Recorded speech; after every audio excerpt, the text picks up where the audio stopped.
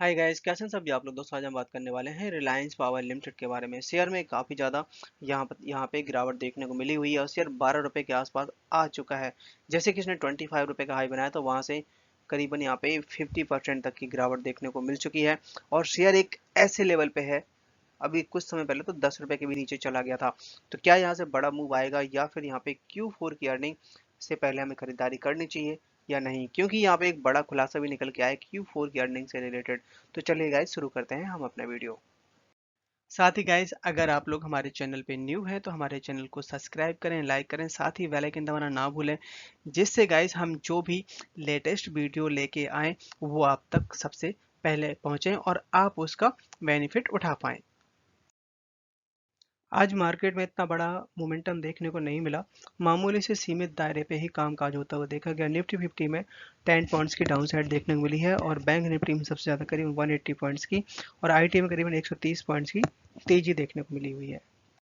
Gas यहाँ पे मार्च के डेटा अपडेट होके आ चुके हैं कि एफआईआई के पास, प्रमोटर्स के पास कितनी इन्होंने अपना यहाँ पे जो स्टेक है कम किया, ज़्यादा किया। तो यहाँ पे एफआईआई के जो नंबर्स हैं, यहाँ पे मामूली सा स्टेक कम किया है, जो कि 7.83% स्टेक था दिसंबर के महीने में, जो कि इस बार 7.35%, मतलब मामूली सी, मतलब 0.5% के आसपास कम कर दिया है स्टेक। प्रमोटर्स के पास भी अच्छा खासा स्टेक हो चुका है, जो कि एक साल पहले यहाँ पे काफ़ी कम था, 25% तक का स्टेक होल्ड करते हैं।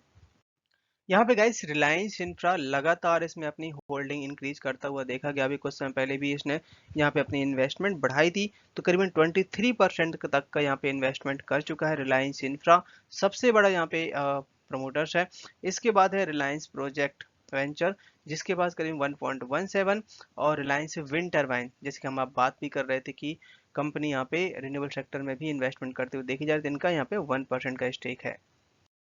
एल आई सी का यहाँ पे 3% का स्टेक है। एल आई सी यहाँ पे काफ़ी बड़ा यहाँ पे स्टेक लेके बैठी हुई है। सो गाइस, आप लोगों ने देखा होगा यहाँ पे यूएस फेड लगातार यहाँ पे रेट ऑफ इंटरेस्ट बढ़ाता हुआ देखा जा रहा है, बट यहाँ पे अपने इंडिया की जो आरबीआई है इसने रेपो रेट नहीं बढ़ाया है। और क्योंकि यहाँ पे बात ये निकल के आई कि इन्फ्लेशन अपने यहाँ पे कंट्रोल में है, बाहर यूएस में ज़्यादा दिक्कत है। तो यहाँ पे मॉर्गन स्टैनले ने ये बात सबको उजागर कर दी है कि यहाँ पे 2023 में कोई उम्मीद नहीं है रेपो रेट बढ़ने की। आई थिंक हो सकता है 2024 में यहाँ पे कुछ रेपो रेट में बढ़ोतरी या कटौती हो सकती है, वो भी इन्फ्लेशन के हिसाब से। तो इससे यहाँ पे बैंकिंग सेक्टर के लिए काफ़ी अच्छा रहने वाला है, क्योंकि बैंक मैक्सिमम आरबीआई से लोन लेते हैं और अगर रेपो रेट नहीं बढ़ेगा तो यहाँ पे बैंकों का रेट ऑफ इंटरेस्ट नहीं बढ़ेगा और साथ ही कस्टमर को भी बेनिफिट देखने को मिलेगा। इस बार की यहाँ पे जो Q4 की अर्निंग आने वाली है, Q4 की अर्निंग से रिलेटेड बड़ा खुलासा ये निकल के आया है कि यहाँ पे मार्च के महीने की जो Q4 की अर्निंग आ रही है वो इतनी खास नहीं रहेगी पावर से रिलेटेड कंपनियों की, पर यहाँ पे Q1 की अर्निंग बहुत अच्छी रह सकती है। तो अगर जिसको Q1 के लिए अगर यहाँ से 3 से 4 महीने का टाइम लेके यहाँ पे इन्वेस्टमेंट करेगा तो काफ़ी अच्छे रिटर्न भी देखने को मिल सकते हैं। यहाँ पे नेपाल और इंडिया के बीच में एक बड़ी पार्टनरशिप हुई है, वो भी पावर ट्रांसफर करने के लिए। तो यहाँ पे एक बड़ी अपॉर्चुनिटी की तरफ यहाँ पे देखा जा रहा है कि पूरे नेपाल में इलेक्ट्रिसिटी सप्लाई करने के लिए कोई बहुत बड़ा प्लेयर यहाँ पे पार्टिसिपेट ले सकता है, और किसको ये मौका मिलेगा जो कि यहाँ पे इलेक्ट्रिसिटी सप्लाई करेगा नेपाल के लिए। इसमें दोनों तरह की कंपनियां पार्टिसिपेट कर सकती हैं, प्राइवेट सेक्टर भी और साथ ही यहाँ पे पीयूएस, मतलब गवर्नमेंट कंपनियां भी। दोनों कंपनियां यहाँ पे पार्टिसिपेट कर सकती हैं। सो गाइस, क्या है कि यहाँ पे के एफ डब्ल्यू बैंक ये जर्मन बेस्ड बैंक है। इन्होंने यहाँ पे करीबन 110 मिलियन डॉलर लोन अप्रूव कर दिया है Indian renewable energy transmission project के लिए।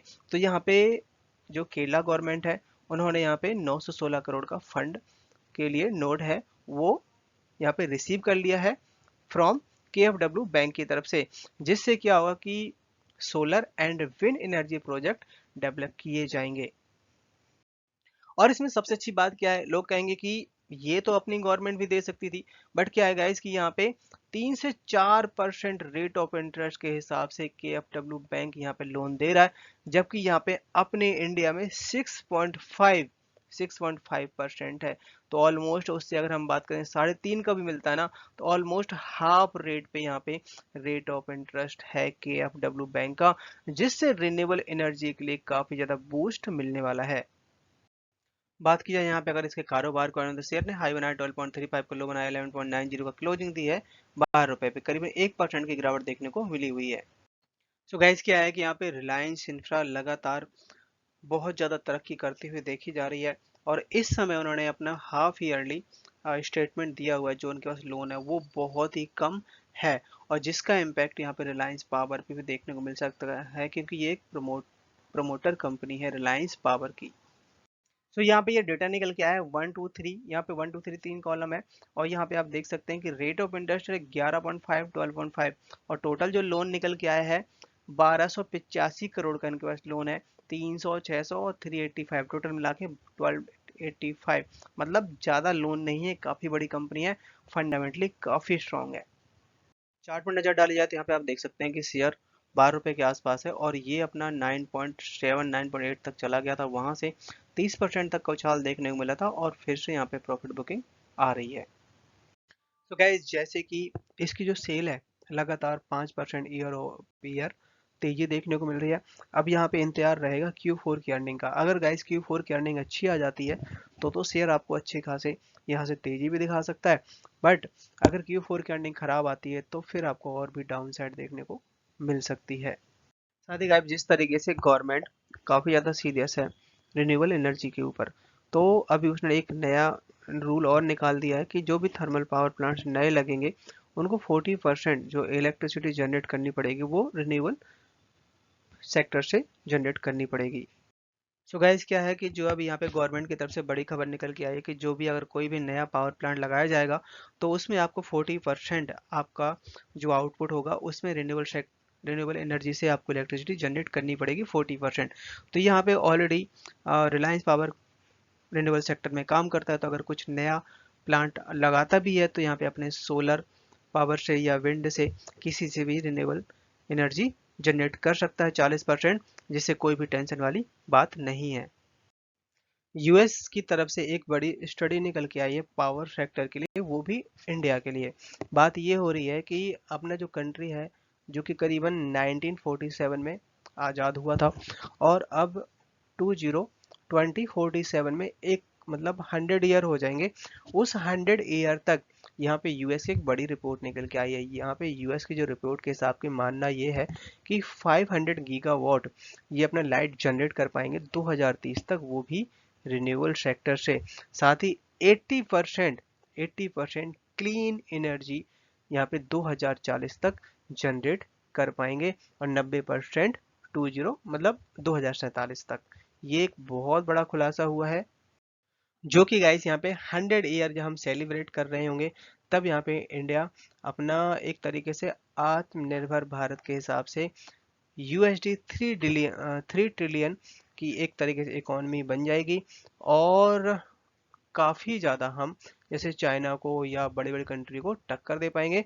और जो अपने गवर्नमेंट का जो एम भी है net zero carbon in environment, तो एक बड़ा अपडेट निकल के आया है रिन्यूएबल सेक्टर के लिए खास करिए।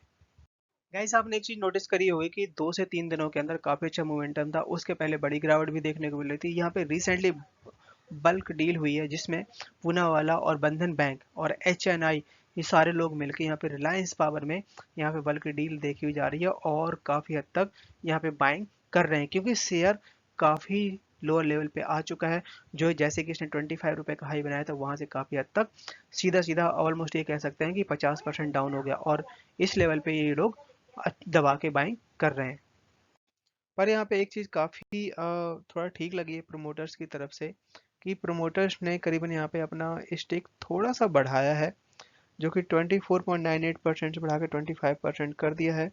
म्यूचुअल फंड ने कम किया है, और साथ ही यहाँ पे FII ने भी मामूली सा अपना स्टेक कम किया हुआ है। बात की जाए यहाँ पे अगर BS इंडिया कारोबार करें तो आज के दिन यहाँ पे 16% की डिलीवरी उठाई गई है। वॉल्यूम में गाइस यहाँ पे नजर डाली जाए तो यहाँ पे 3 करोड़ का वॉल्यूम देखने को मिला है। यस्टरडे के दिन भी 3 करोड़ था, और 1 वीक एवरेज देखें तो 4 करोड़ का वॉल्यूम देखने को मिला हुआ है।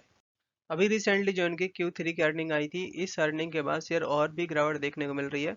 अगर बात करें इनकी हम सेल की, तो आप देख सकते हैं कि करीबन अब 1886, मतलब इतनी इनकी सेल देखी गई है, और जो कि पिछले साल से काफ़ी ज़्यादा इंक्रीज 5 से 6% इंक्रीज देखने को मिला है।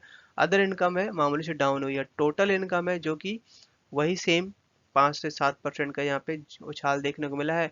और खर्चे खर्चे ज़्यादा बढ़े हैं। अगर हम बात करें खर्चे कम से कम 15 से 20% खर्चे बढ़ गए हैं, जो कि पिछली बार करीबन यहाँ पे 1236 करोड़ थे, जो कि इस बार यहाँ पे 1476 करोड़ के खर्चे बैठे हैं। अब यहाँ पे इंटरेस्ट पे किया यहाँ पे 650 करोड़ का, जो कि पिछली बार 580 करोड़ का, तो ये भी यहाँ पे इंक्रीज हुआ है। टैक्स काफी देना पड़ा है, करीबन 53 करोड़ का टैक्स देना पड़ा है, पिछली बार करीबन 14 करोड़ का था। तो पिछली बार कंपनी 28 करोड़ का यहाँ प्रॉफिट में थी, इस बार कंपनी करीबन 240 करोड़ का लॉस है। पिछले क्वार्टर में 312 करोड़ का लॉस था। तो जिसकी वजह से आपने देखा होगा शेयर लगातार टूटता हुआ देखा जा रहा है, बट यहाँ पे लॉन्ग टर्म के हिसाब से काफी अच्छा रहने वाला है। सो गाइस, वीडियो पसंद आई तो लाइक सब्सक्राइब करें। सो दोस्तों, thank you watching my video and मिलते हैं नेक्स्ट वीडियो में।